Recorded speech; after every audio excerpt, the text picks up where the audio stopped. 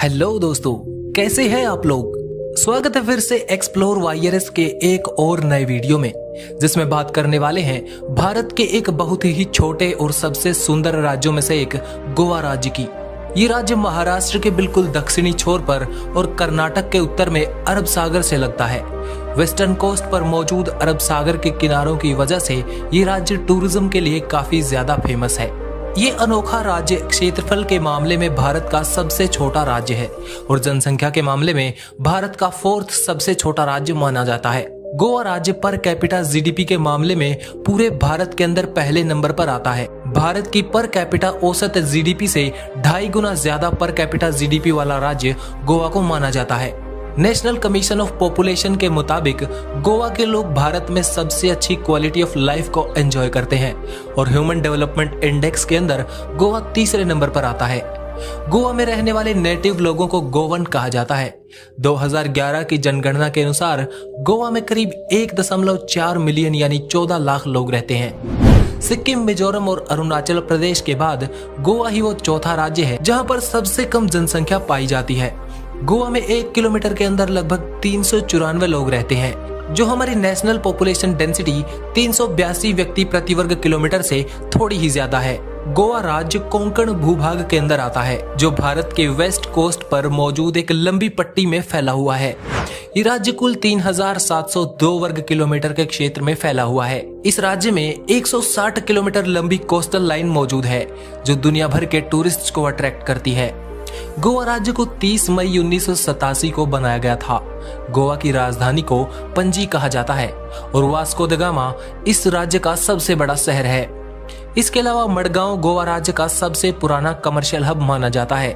पुर्तगाली भारत में सबसे पहले इसी शहर में आए थे, जिस वजह से आज भी ये शहर पुर्तगाल के किसी शहर जैसा ही लगता है। 16th सेंचुरी में पुर्तगाली यहाँ व्यापार करने के लिए आए थे, लेकिन धीरे धीरे ब्रिटिशर्स की तरह इन्होंने गोवा के शासन पर भी कब्जा कर लिया और कुछ समय में गोवा पुर्तगालियों की ओवरसीज टेरिटरी बन गया।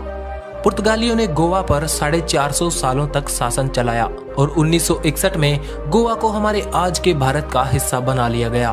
गोवा के लोग हिंदी, कोंकणी और अंग्रेजी भाषा बोलते हैं। कोंकणी भाषा भारत में बोली जाने वाली 22 भाषाओं में से एक है।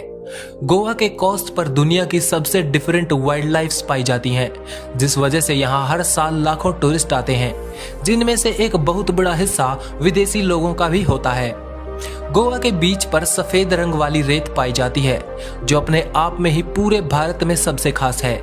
इसी वजह से गोवा में काफी ज्यादा पैसा सिर्फ टूरिज्म की वजह से आता है। पैसे की बात आ ही गई तो चलिए बात करते हैं गोवा की इकोनॉमी के बारे में।